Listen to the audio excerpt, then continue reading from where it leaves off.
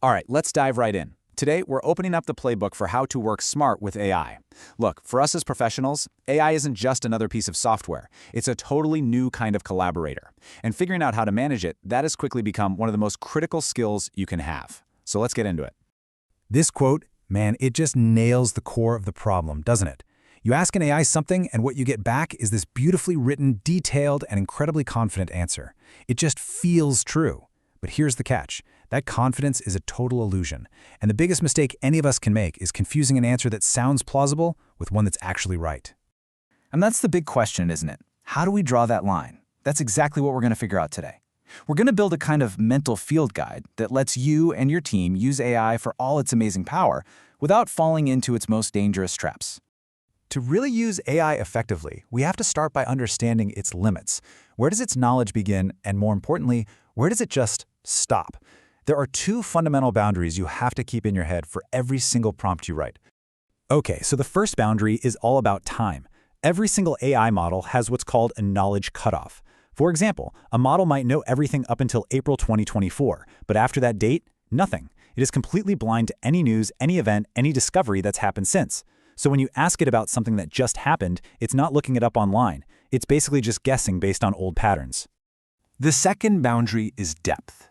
You see, an AI has swallowed a huge chunk of the internet, which gives it this incredible breadth of knowledge.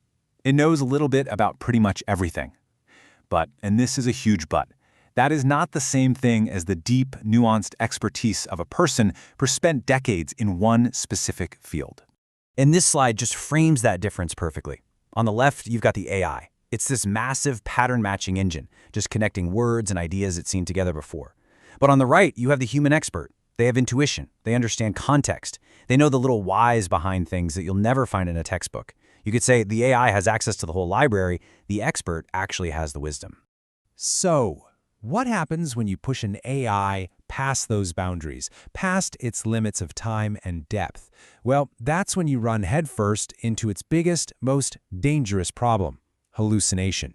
Hallucination is really just a fancy technical term for making stuff up. And it happens because the AI's main goal isn't to be truthful. Its goal is just to complete your sentence in the most statistically likely way. So if the most probable sounding answer needs a made-up fact or a fake source to sound right, it will create one in a heartbeat. The scary part is, it doesn't even know it's lying.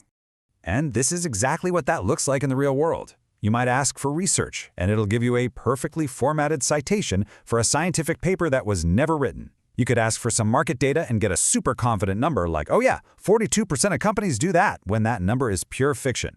It can even take a real historical event and just swap in the wrong dates or people. These are the kinds of traps that are just waiting for us.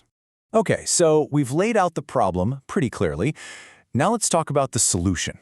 This is your practical, hands-on toolkit for figuring out if AI is actually the right tool for the job you have in mind. I want you to think of these as your personal early warning system. The moment you see an AI acting like it has all the answers on a really subjective topic, or when it gives you this tidy, simple solution to a super complex problem you've been wrestling with for weeks, that's when your internal alarm bells should be screaming. A huge red flag is when it just ignores a key detail you gave it. Or even more subtly, it answers a much easier question than the one you actually asked. Honestly, the most critical skill here is knowing what to give the AI and what to keep for yourself. This table is your cheat sheet. Over in the Excellent At column, you've got things like summarizing text, brainstorming ideas, creating different versions of an email. These are slam dunks for AI. In the middle, Mediocre At, you see things like answering very specific expert-level questions. You can try it, but a human has to be in the loop to check the work. And then look at the Poor At column. Making value judgments, understanding cause and effect, recognizing its own limits. These tasks have to stay firmly in our hands as human professionals. And this brings us to the most important point of all. The goal here isn't to distrust AI or to stop using it. The goal is to manage it with the professional judgment that you have spent your entire career building. That skill, your judgment, has never been more valuable than it is right now. So let's boil it all down to a simple 4-step framework. Number 1, always know the model's knowledge cutoff date.